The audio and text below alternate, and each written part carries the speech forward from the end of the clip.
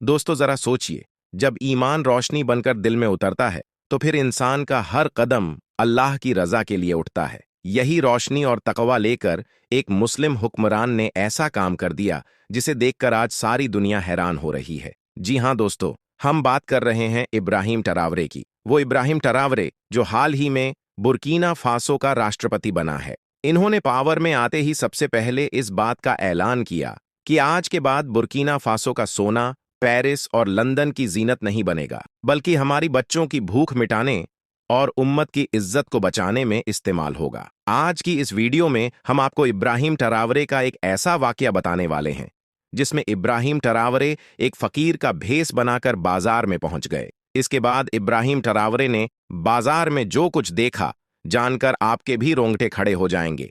इसलिए आज का यह वीडियो आप सभी के लिए बहुत खास है। आप इसको आखिर तक जरूर देखें। और सबसे पहले, अगर आपके दिल में इब्राहिम ट्रावरे के लिए मोहब्बत है तो आप इस वीडियो को दिल से एक लाइक जरूर कर दें।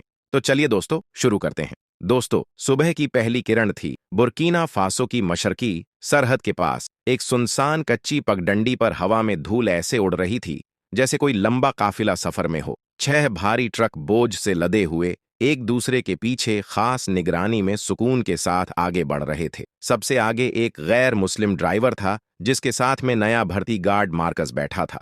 रास्ते के दोनों तरफ वीरानी पसरी हुई थी। चलते चलते मार्कस ने कहा कि सब कुछ मामूल के मुताबिक चल रहा है। इस पर कार्लस ने हल्की मुस्कुराहट के साथ जवाब दिया, यह जानते हैं कि हमसे टकराना इनके बस की बात नहीं है, लेकिन इनकी तकदीर में उस दिन शायद कुछ और ही लिखा था। थोड़ी दूर आगे ही एक ढलान के बाद सड़क के बीच एक अकेला शख्स खड़ा था। फटी हुई नीली कमीज, जगह जगह से सिल हुआ पाजामा, पुरानी जूते और हाथ में एक छोटा सा बेलचा था। देखने में वो शख्स एक आम देहाती लगता था, लेकिन दरअसल वह मुल्क का अमीर इब्राहिम ट्रावरे था जो बगैर अपनी सिक्योरिटी के एक किसान का लिबास इख्तियार किए हुए था। सिर्फ उसके 2 भरोसेमंद लोग उसके साथ में यहां पर पहुंचे थे। वह दोनों भी किसान के भेष में सड़क के किनारे एक पेड़ के नीचे बैठे हुए थे। उनमें से एक ने कहा कि अमीरे मुल्क वो ट्रक कुछ ही देर में यहां पर होंगे। इधर इब्राहिम ट्रावरे की नजर सड़क पर जमी हुई थी। पिछले काफी दिनों से वह इसी रास्ते पर नजर आ रहे थे। हर हफ्ते इसी दिन और इसी वक्त यहां से काफी ट्रक गुजरते थे, मगर आज इनकी हकीकत सामने आने वाली थी। इतने में दूर से गाड़ियों की आवाज सुनाई देने लगी। पहला ट्रक, दूसरा, तीसरा और आखिरकार 6 ट्रकों का काफिला इब्राहिम ट्रावरे के सामने था। इब्राहिम ट्रावरे ने फौरन ही बिस्मिल्लाह पढ़कर सड़क के बीच अपने कदम जमा दिए। कार्लस को सामने एक देहाती खड़ा नजर आया जिसे देखकर उसने हॉर्न बजाया, लेकिन वह तो अपनी जगह से हिला भी नहीं। ये देखकर मार्कस ने हैरत से कहा, यह तो कोई पागल लगता है। इसके बाद कार्लस ने फिर जोर से हॉर्न बजाया, लेकिन इधर इब्राहिम ट्रावरे के चेहरे पर सिर्फ इत्मीनान था। वह पूरे तवक्कुल के साथ सड़क पर खड़ा हुआ था। आखिरकार कार्लस ने ब्रेक मारी और पूरा काफिला रुक गया। एक अकेला शख्स और 6 ट्रक थम चुके थे। कार्लस गुस्से से नीचे उतरा और बोला कि हटो यहां से। इब्राहिम ट्रावरे ने आहिस्ते आहिस्ते सर उठाया। उसकी आंखों में ना खौफ था ना गुस्सा था, बस एक नूरानी ताकत जो हक की पहचान दिला रही थी। कार्लस ने धीरे से पूछा कि तुम कौन हो? इस पर इब्राहिम ट्रावरे ने कोई भी जवाब नहीं दिया, बस ट्रक के पिछले हिस्से की तरफ इशारा करते हुए बोले कि इनमें क्या है। यह सुनकर कार्लस हल्के से हंस पड़ा और फिर कहा कि क्या तुम कोई अमीरे मुल्क हो जो तुम ये सब कुछ पूछ रहे हो? यह सुनकर इब्राहिम के होठों पर हल्की सी मुस्कान आई। ये मुस्कान गुर्बत की नहीं बल्कि यकीन और विश्वास की थी। इसलिए इब्राहिम ट्रावरे ने दोबारा कहा कि बताओ इसमें क्या है। मजलिस की खामोशी एकदम भारी हो गई। सामने रखा सोना नहीं बल्कि हलाल तिजारत के नाम पर ढका हुआ कच्चा सोना जिसकी कीमत अरबों डॉलर में थी। यह देखकर इब्राहिम ट्रावरे ने धीरे से पूछा, यह हलाल किसके फतवे के मुताबिक है? इस पर कार्लस ने चौंक कर जवाब दिया कि हमारे पास हुकूमत का इजाजतनामा है। इब्राहिम ट्रावरे ने अपनी निगाहें उठाईं और बोले कि कौन सी हुकूमत? 2019 का समझौता याद है? उस वक्त वजीर कौन था?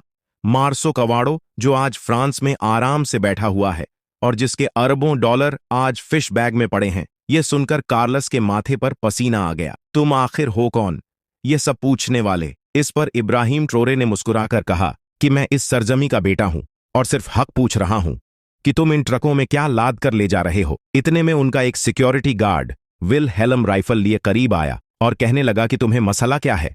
इस पर इब्राहिम ट्रोरे ने कहा कि अगर माल पाक है तो तुम्हें दिखाने में क्या हरज है।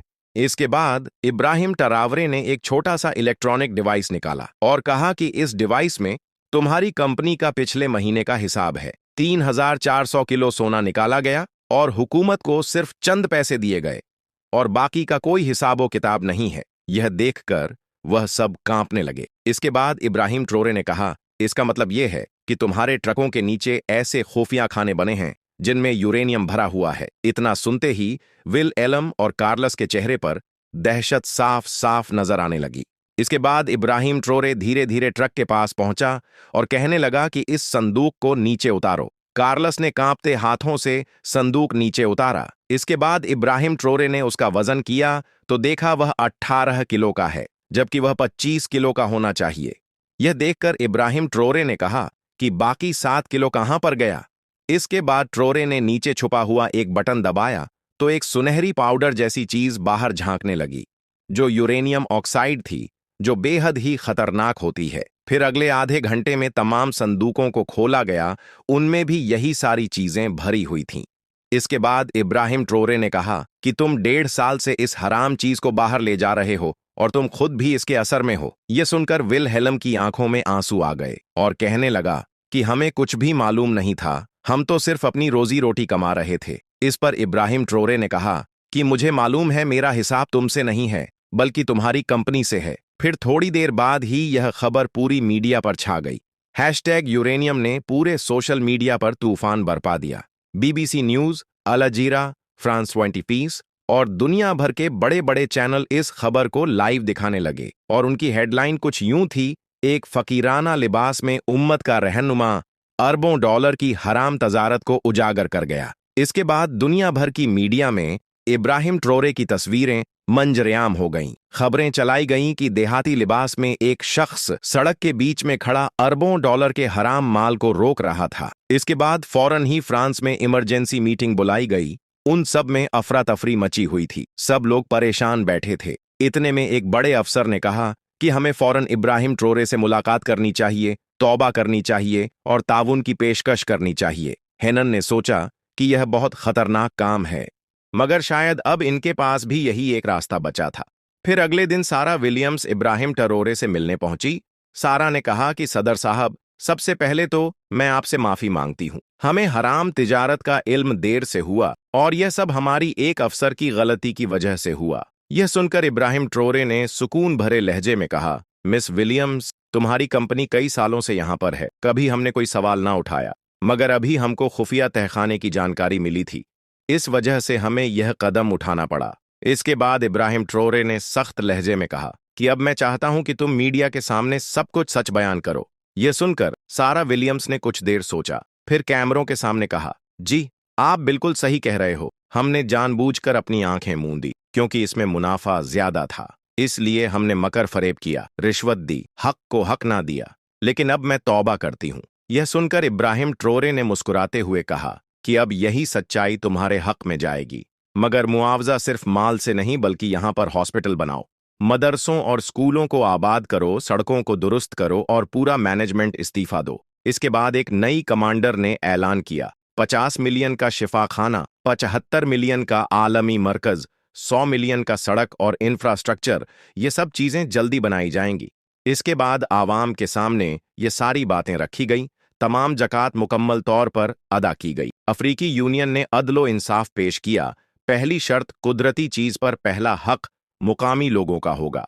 दूसरी शर्त, हरामखोरी और गलत काम करने पर सख्त पाबंदी होगी। दोस्तों, फिर 1 साल बाद उसी जगह पर जहां पर इब्राहिम ट्रोरे ने उस काफिले को रोका था, वहां पर एक किसान का मुजस्समा लगाया गया जिस पर लिखा गया कि मोमिन की हिम्मत उम्मत की तकदीर बदल सकती है। दोस्तों, अब यह वाकया अफ्रीकी मदरसों और मजलिसों में खूब सुनाया जाने लगा है ताकि हर नौजवान जान ले कि सब्र और हिम्मत से दुनिया बदली जा सकती है।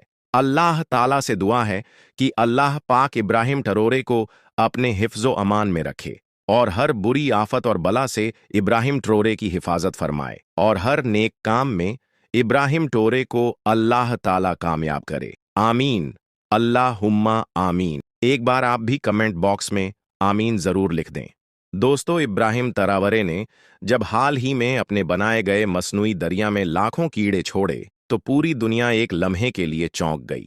लोग हैरान रह गए कि आखिर यह कैसा कदम है। दुनिया भर में जब मसनूई दरिया बनाए जाते हैं तो उनमें मछलियां छोड़ी जाती हैं ताकि मछली का काम आगे बढ़े। कुछ लोग मगरमच्छ जैसे जानवरों के लिए मखसूस हिस्से बनाते हैं ताकि टूरिज्म को बढ़ाया जा सके। लेकिन इब्राहिम तरावरे ने वो किया जिसकी किसी ने उम्मीद ना की थी। उन्होंने ना मगरमच्छ छोड़े, ना नायाब मछलियां, बल्कि उन्होंने मुंतखब किया एक ऐसा जानवर जिसे ज्यादातर दुनिया लकड़ी कुतरने वाला कीड़ा समझती है, यानी बीवर्स। मगर सवाल यह है कि आखिर बीवर्स ही क्यों? इब्राहिम तरावरे का असल मकसद क्या था और कैसे यह जानवर इस मसनूई दरिया को सिर्फ एक सैरो तफरीह की जगह नहीं बल्कि एक कुदरती निजाम जिंदगी में तब्दील कर सकते हैं? ये सब जानेंगे हम आज की वीडियो में, इसलिए वीडियो को आखिर तक जरूर देखिएगा। दोस्तों, अगर हम बुर्किना फासो की हालिया तारीख पर नजर डालें तो हमें एक ऐसा सच नजर आता है जिसने वहां के करोड़ों लोगों की जिंदगी अजीर्ण बना दी थी।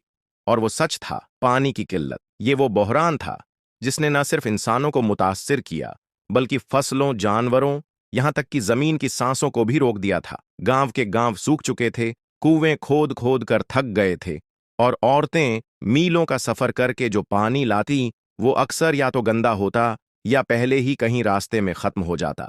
ऐसी सूरत हाल में जब कोई बच्चा प्यास से बिलबिलाता तो मां के पास सिवाय दुआ के और कोई रास्ता न बचता। यहां तक कि एक घूंट पानी के लिए भी लोग अपनी इज्जतें, जमीनें और हत्ता के औलाद तक गिरवी रखने पर मजबूर हो गए थे। ये वो वक्त था जब बारिशें भी पीछे हट गई थीं और कुदरत जैसे नाराज हो गई थी। लेकिन ऐसे वक्त में उभर कर आए एक नौजवान लीडर जिनका नाम है इब्राहिम तरावरे। उनके आने के बाद सिर्फ नारे नहीं लगे बल्कि अमली इकदामात भी किए गए और इन्हीं इकदामात में सबसे बड़ा कदम था एक मसनूई दरिया बनाना। जी हां, जब पूरी दुनिया ने सिर्फ डैम्स और वाटर टैंक्स पर तवज्जो दी तो इब्राहिम ने सोचा कि अगर कुदरती बारिशें नहीं मिलती तो क्यों ना एक नया माहौलियाती निजाम खुद से फायदा किया जाए। इसी सोच के तहत एक अजीम मंसूबा शुरू हुआ जिसमें सैकड़ों किलोमीटर लंबी नहरें खोदी गई, जमीन को बराबर किया गया और बारिश के पानी को इकट्ठा करने के लिए एक बड़ा मसनूई दरिया वजूद में आया। शुरू में लोग हैरान थे, कुछ मजाक उड़ाते, कुछ कहते यह पैसे की बर्बादी है। लेकिन जैसे ही इस मंसूबे का पहला साल गुजरा, नतीजे ने सबके मुंह बंद कर दिए। जहां पहले फसलें सूखती थीं, वहां अब हरियाली लहराने लगी। किसानों की आंखों में उम्मीद जाग उठी और जानवरों को साफ पानी मिलने लगा। ये मसनूई दरिया सिर्फ पानी का जखीरा नहीं था बल्कि यह एक नई जिंदगी की निशानी बन चुका था।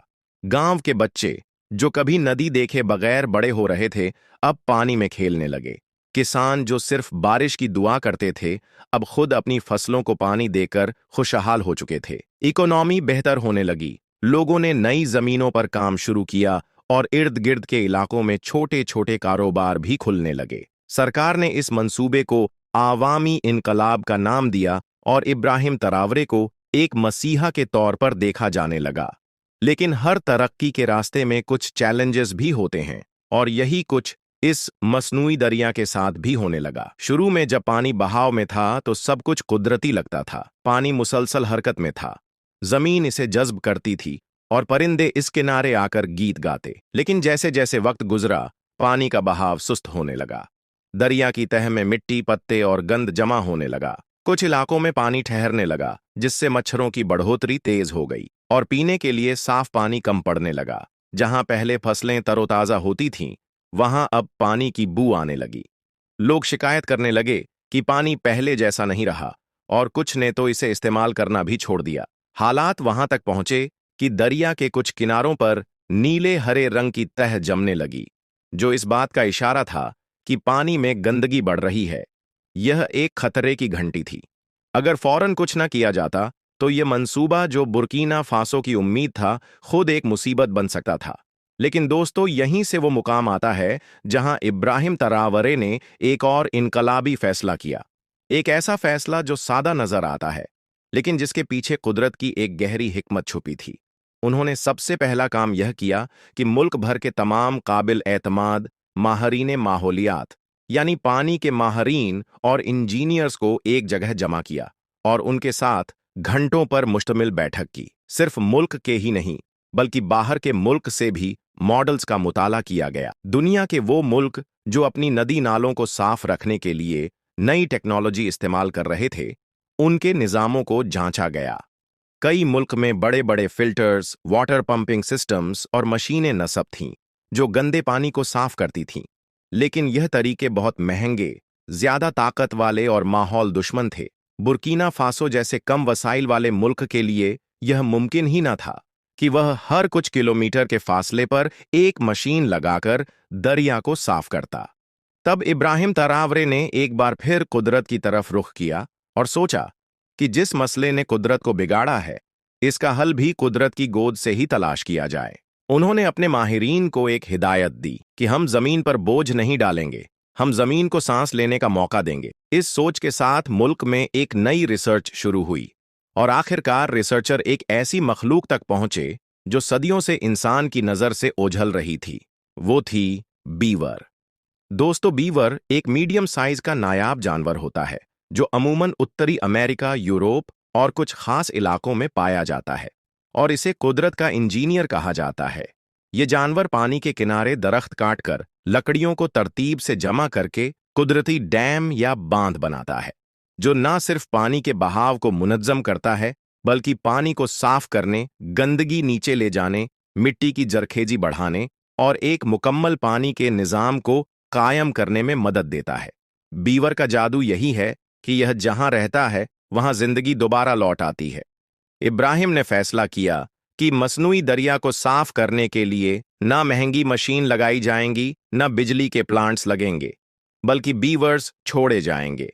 यह फैसला अजीब था, दुनिया के लिए नाकाबिले यकीन और लोकल लोगों के लिए तो मज़ाहिया था, क्योंकि वो नहीं जानते थे कि यह नन्हे मासूम दिखने वाले जानवर असल में जमीन के सबसे ज़हीन और मेहनती मेमारों में से हैं।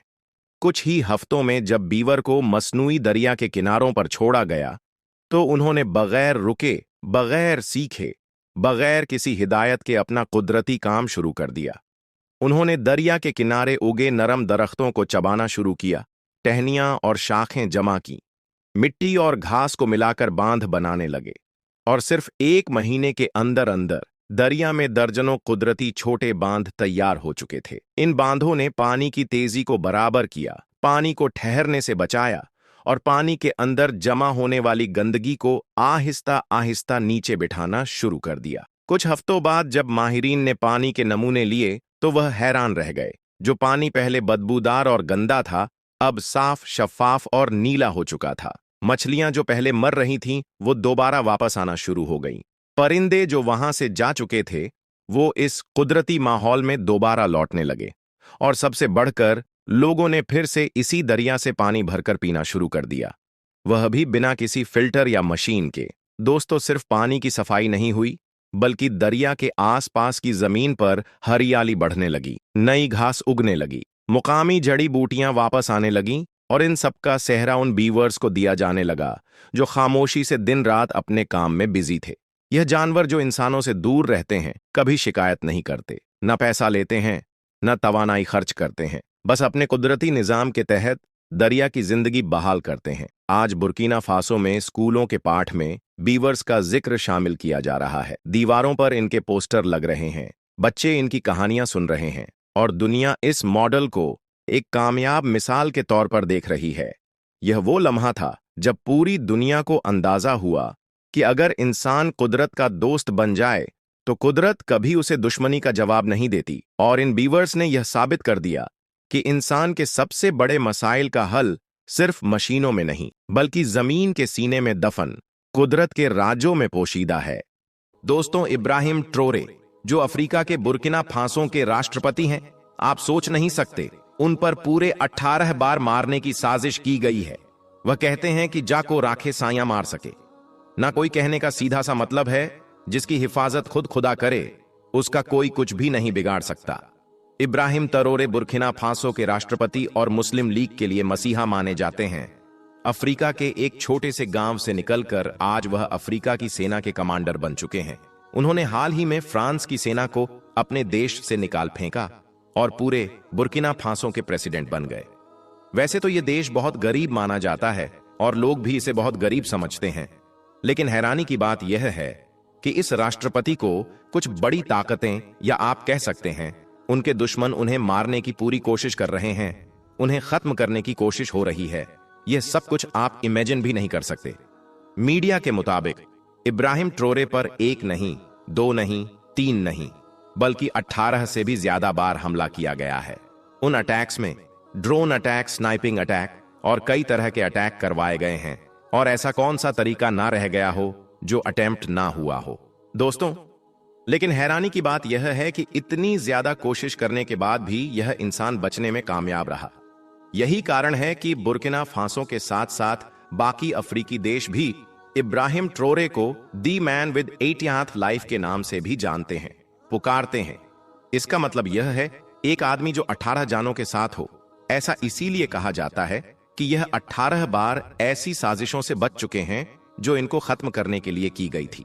बाकी सब तो छोड़िए, यहां पर सबसे बड़ा सवाल यह खड़ा होता है कि एक ऐसा सबसे बड़ा लीडर जो अभी जवान है, जो मौजूदा दुनिया का सबसे कम उम्र वाला राष्ट्रपति है और जिसने गद्दी भी 2022 में संभाली है, और ऐसे नए नवेले और कम उम्र वाले इब्राहिम ट्रोरे से आखिर किन ताकतों को प्रॉब्लम है। और उससे भी बड़ा सवाल है कि क्या प्रॉब्लम है, अब किसको प्रॉब्लम है और क्या प्रॉब्लम है। इस पर तो डिटेल में बात होगी ही, और थोड़ी सी नजर हम उन कोशिशों पर भी डाल लेते हैं जो उनको कत्ल करने में की गई थी। इनके ऊपर जितने भी एसोसिएशन, जितने भी अटेम्प्ट हुए थे, उनमें से ज्यादातर तो ऐसे हैं जिनकी कंप्लीट जानकारी कभी बाहर आने ही नहीं दी गई। सिक्योरिटी रीजन की वजह से कुछ ऐसे भी रीजन हैं, चाहते हुए और ना चाहते हुए भी इनकी जानकारी बाहर आ भी गई थी। मिसाल के तौर पर जनवरी 2024 में जब बुर्किना फासो में विस्फोट इवेंट हो रहा था और एक बड़े इवेंट की शुरुआत हो ही रही थी, जिसको अफ्रीका का कप ऑन ऑफ नेशन नाम से जाना जाता है, और बिल्कुल उसी वक्त ही प्रेसिडेंट इब्राहिम ट्रोरे के घर को उड़ाने का प्लान बनाया गया। और यह मौका इसीलिए चुना गया कि जो सिक्योरिटी होती है वह डिस्टर्ब रहती है, उसका ध्यान बाकी चीजों पर होता है। यह लोग लगभग अपने मंसूबे में कामयाब हो ही चुके थे, मगर इस प्लान के आखिरी अंजाम से चंद लम्हा पहले ही बुर्किना फासो की जो सिक्योरिटी थी वह रशियन फॉरेन इंटेलिजेंस की वजह से इसको अनकवर करने में कामयाब रही और फौरन ही इस मंसूबे को नाकामयाब कर दिया। हैरानी की बात तो यह है, इनके दुश्मनों ने इनके खिलाफ बैकअप प्लान भी बना रखा था। मतलब अगर इनका घर नहीं उड़ाया जा सका तो बैकअप के तौर पर इन्होंने उन गवर्नमेंट गाड़ियों को और उनमें से एक खास गाड़ी को उड़ाने का प्लान बना रखा था, जिसमें राष्ट्रपति इब्राहिम ट्रोरे बैठते हैं। उसी को विस्फोट करने का प्लान बना चुके थे जब पहला प्लान फेल हो ही चुका था और वहां तक सिक्योरिटी आसानी से पहुंचने में कामयाब रही। इसी तरह का एक और मामला जिसने बुर्किना फासो के लोगों के होश उड़ा दिए, वह तब हुआ था जब एक दिन इब्राहिम ट्रोरे के सबसे करीबी और खास होते हैं जो सिक्योरिटी के लोग होते हैं, उनमें से एक फौजी ने यह खुलासा किया कि इब्राहिम ट्रोरे को खत्म करने के लिए $5 मिलियन ऑफर किए गए थे। रिपोर्ट के मुताबिक एक इन्फ्लुएंसर बंदा बाहर से आया और जो इब्राहिम ट्रोरे के सबसे खास सिक्योरिटी गार्ड्स हैं उनसे रिश्ते बनाने शुरू किए और उन्हीं में से एक को $5 मिलियन ऑफर किए ताकि वह इब्राहिम ट्रोरे को खत्म कर सके, और उसने हामी भी भर ली थी। प्लान यही था कि इब्राहिम ट्रोरे को उस वक्त खत्म किया जाएगा जब वह नमाज अदा कर रहे होंगे, वह भी पॉसिबली मस्जिद के अंदर।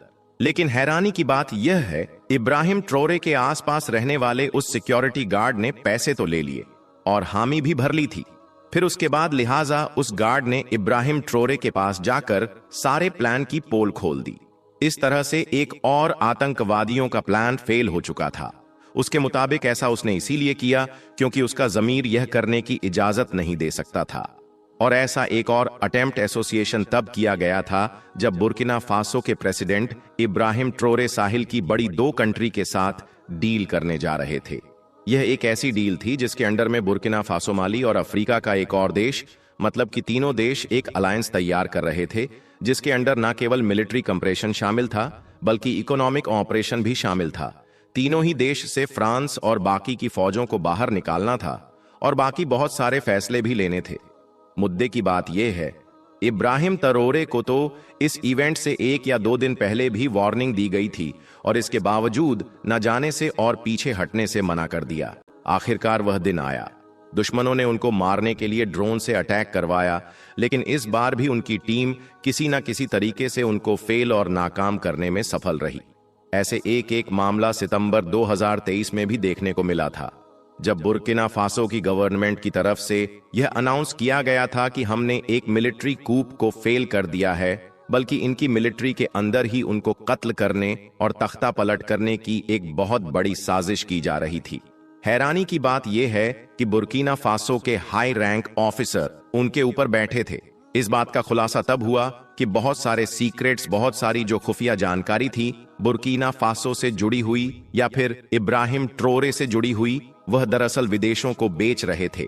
इसीलिए बाद में यह भी दावा किया गया कि बाद में इन लोगों का एक नेटवर्क था जो कि बाहर की बड़ी ताकतों द्वारा चलाया जा रहा था, और इसी वजह से बुर्किना फासो में बड़े लेवल पर प्रोटेस्ट देखे गए थे और प्रोटेस्ट इब्राहिम ट्रोरे के सपोर्ट में थे। 2023 में बुर्किना फासो में सोशल मीडिया पर तो भूचाल आ गया था, जब कुछ अनवेरिफाइड रिपोर्ट्स के जरिए से यह दावा किया गया कि इब्राहिम ट्रोरे के खाने में जहर मिलाने की कोशिश की गई थी। तो दोस्तों, ऐसे कई कारनामे हैं जो यहां पर इन्हें मेंशन भी नहीं कर सकते। दोस्तों, कैसी लगी आपको ये इंफॉर्मेशन कमेंट बॉक्स में जरूर बताएं। अगर चैनल पर नए हो तो चैनल को सब्सक्राइब करने के साथ साथ वीडियो को लाइक और शेयर करें। आपका एक लाइक हमें मोटिवेट करता है।